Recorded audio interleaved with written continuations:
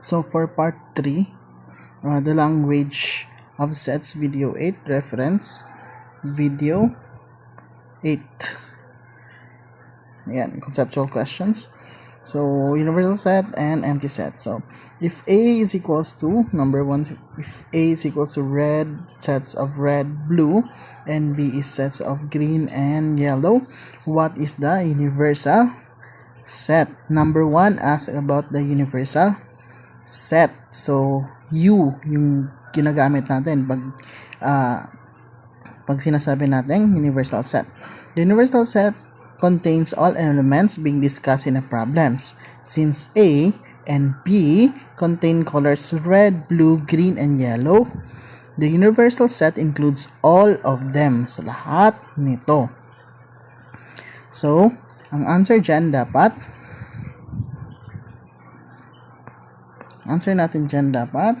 lahat yan. Red, blue, green, and yellow. So, eto na yan siya. Lumiit na siya. U is equals to, sulat nyo lang, U is equals to red, blue, green, and yellow. That's universal set. So, number 2. Number 2 explains, number 2, is the set of months with 32 days an empty set? So, set of 32 days, months with 32 days. So, wala namang 32 days. The number 2 explains the empty set. An empty set is a set with no elements. So, since no months, wala namang months na may 32 days. Tama. The set of months with 32 days is empty. For example, the set of students with 200 years old. So, wala naman yun. That's an empty set also. So, ibig sabihin, ang answer dito, ang answer natin dito sa number 2, dapat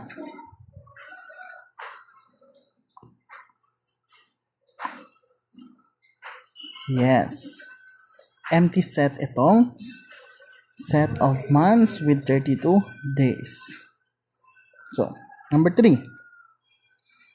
What is another way to write the empty set besides ito, phi? So, ano daw yung other way to write? So, other way to write is, so aside from phi, we can also write it as empty set, empty curl braces. Yung parang ganito, diba? Pwede naman yung ganyan. Sabihin, wala sa loob. Tapos, so ano yung answer dyan? Natin na yung answer. Tayo. Yan, empty brackets. So, tama na, empty brackets. So, walang laman, empty sets. The next, number 4. So, sa number 4, merong given na mga sets. Set U, A, B, C, D, E, and A is A, C, E. Which elements are in U but not in A? So, madali lang. Ano ba yung nasa U na wala sa A? Tingnan lang natin. So, B, ba wala? Wala siya din sa A. Tapos, yung C nandyan, so hindi yan pwede. D, wala din dyan. So, dalawa. So, answer should be, dali lang pala lahat. B and D. So, yan. Dapat ganyan yung pagsulat mo. B and D. Number 5. Okay. Give an example of a set that is not empty. Dali lang. Ganito, pwede yan. That's an example. Ito, ganito lang example. Pwede rin kahit ano na yun. Basta, sulat mo lang na may braces. Pwede mo dyan 1, 2, 3. That's an example of set. Or, pwede rin lagay natin dyan na ano yan? 4, 8. Yan. Pwede rin pink, green. So, depende na sa'yo. Kung ano man yung gusto mong isulat. So, again, ulitin ko. Subsets and proper subsets. Number 6, if A is 2, 4, 6, and B is 1, 2, 3, 4, 5, 6, then A is subset of B. Yung A ba daw, subset ba siya ng B? Okay. So, true or false? Dapat, pag sinabing subset, ibig sabihin, yung mga nandito sa element ng A, dapat nandito siya sa loob ng B. So, kung makita natin, yung 2, 4, and 6, 2, 4, and 6 nandito sa loob ng B. Ibig sabihin, si A ay dapat, yes, subset siya ng B. So, number 7. In the example above, A is a proper subset of B. Is A proper subset of B? Explains a proper subset. A proper subset means all elements of A are in B, but B has extra element not found in A. Ibig sabihin, di ba? Dito, so lahat ng elements nito sa A, nandito siya sa loob ng B, pero may mga extra naman si B. So, yun yung sinasabing proper subset ba yung A. Since ito, 2, 4, and 6, nasa loob siya lahat ng B, ibig sabihin, the answer is yes. Dapat, proper subset siya ng B. Number 8. If C is PQRS, is PR a proper subset of C? Another. Pareho lang parang kanina. Yung PR, nandito sa loob ng C and may extra pa si C. Ibig sabihin, yes, it's a proper subset of C. So, number 9. Number 9 is the empty set of a subset for every set. Number 9 is the empty set, a subset of every set. Number 9 explains that that empty set is a subset of every set. Since the empty set has no elements, yung empty sets walang laman. Parang kanina, yung empty sets walang laman. Wala siyang laman dito.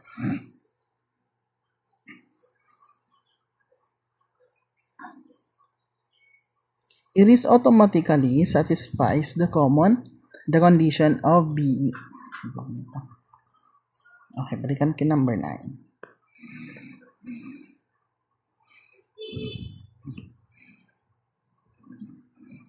Number 9 is the empty set, a subset of every set. Kung empty set, yung empty set ba daw, subset siya lahat ng sets. So, since the empty set has no elements, it is automatically satisfies the condition of being a subset. For example, yung phi, di ba? Yung phi is a subset of 1, 2, and 3. Di ba? Kasi nga yung phi is an empty set. Parang ito. Yung phi is a subset of lahat ng mga sets. Or lahat ng, or pwede din set ng 1, 2, 2, and 3. Subset siya na 1, 2, and 3. So, subset siya ng 1, 2, and 3. Kasi nga, itong phi is an empty set. As well as this one. So, yun. The answer should be also yes. Number 10, if D sets D is 10, 20, 30, and E is 10, 20, 30, 40, is E subset of D? The answer is what? Subset ba daw yung E? Yung E ba daw na to, subset ba siya ng D? The answer is, The answer is no. No, yan yung answer dyan. So, number 10 checks whether one set is a subset of another. So, a set is not a subset if even one element is missing from the other set. For example, itong E natin, 10, 20, 30, 40 is not a subset of D. Kasi nga 40, yung itong 40, wala siya dito sa D natin. So for number 11, madali lang, identify lang tayo kung element or subset. True or false lang yung answer natin dito. Itong symbol na to means element. Ito naman means a subset. So ito yung question. True or false? Is yung 5 ba daw element siya nitong set of 1, 2, 3, 4, 5. Ay, 1, 3, 5, 7. 1, 3, 5, 7. So you can see, itong number 5, nandito naman siya sa loob ng bracket. Diba? So, element siya ngayon. So, answer dyan dapat true. So, number 12, true or false is a set of 5 is a subset of 1, 3, 5, 7. Subset ba daw siya? Since may bracket na ganyan, subset siya, nasa loob naman siya. Ibig sabihin, itong whole set na to, meron pang extra. So, ibig sabihin, dapat answer dyan is also true. True or false? Yung number 7 ba is a subset of 1, 3, 5, 7. So, as you can see, wala siyang bracket. Wala kasi siyang bracket. Wala siyang ganyan. Oh. Yan. So, since number lang yan siya, ibig sabihin hindi siya set. So, answer mo dapat, answer natin dyan, dapat false. Now, number 14, true or false? Set of X is an element of set of X, set of Y, and set of Z. Element ba daw siya? So you can see, di ba yung bracket dyan? Nandito. So sa loob yung may mga sets din siya. So ibig sabihin, itong set of X, element siya ng itong whole set na to. So the answer should be also true. And for number 15, true or false, yung set of Y ba is a subset of X, Y, and Z. So ano ba yan siya? Dapat answer mo is also false. Ano siya? Element kasi siya. Dapat meron pa siyang ganyan. Oh, yan. Para maging subset siya. So, since hindi, wala siyang ganyan, hindi siya double in bracket, so, element lang siya. Element din. So, we move on to ordered pair. Number 16, unlike sets, hindi ka pareho ng sets, di ba? Yung order niya, sa sets kasi, yung order niya, okay lang. Kumbaga, kung meron tayong 1, 2, and 3, okay lang kahit 3, 1, 2. Yun. Dito, sa ordered pair, dapat, kung X, Y, dun lang siya nag-stay. 1 and 2, dun lang siya dapat sa kanyang position. Hindi siya dapat mag-change. So, yun yung ordered pair. So, gaya nito. Number 16 is 8, 2 equal to 2, 8. So, syempre hindi naman, di ba? Kasi, di ba? Kung ipa-plot natin to siya, yung 8, dito hanggang 8, 1, 2, 3, 4, 1, 2, 3, 4, 5, 6, 7, 8, tapos 2, 1, 2. So, dyan yan siya. Ngayon, kung 2, 8 naman, dito naman siya, 1, 2, tapos 8 naman dito. 3, 4, 5, 6, 7, 8. So, dito yung point. So, magkaiba nga sila ng point. So, ibig sabihin, they are not equal. So, yung answer natin dyan dapat, no, they are not equal. Okay. Number 2. Number 2. Number 17. If A, 9 equal to 4, B. Find the values of A and B. So, parang sinabi niya lang X dito, tapos Y naman yung isa. So, syempre, ano ba yung order? Di ba hindi dapat nababago yung order? So, ibig sabihin, yung A natin dito, ito na siya ngayon. Tapos, yung B naman is, ito siya. Kasi magkapareho sila sa order. Kasi may equal sign tayo dito eh. So, dapat yung answer mo dyan, ito. Yan yung answer natin. Yung A natin is 4. Yung B natin is 9. Now, sa number 18. Sa number 18 naman. What is the first element in the ordered pair? Square root of 25, 1/3. So, sometimes the elements in a pair are disguised. Parang ganito, di ba? Naka-square root of 25, naka-disguise lang siya as math problems. You must simplify them first to see what they really are. So, ano ba talaga siya? So, square root of 25 is just, anong answer? 5, di ba? 5 to siya. 5. So, ang answer natin dyan dapat, so kasi, ano daw yung first element? Ano daw yung first element? Yan. So, ano ba yung first element natin? Dapat, answer mo is 5. Itong square root of 25. Simplify mo lang siya. Tapos, number 19. Number 19 is, the question is, are 2, 3/4 and square root of 4, 0.75 equal? So, kung makikita natin dito, parang explanation lang din kanina, kailangan may simplify. Square root of 4 is just ilan? 2.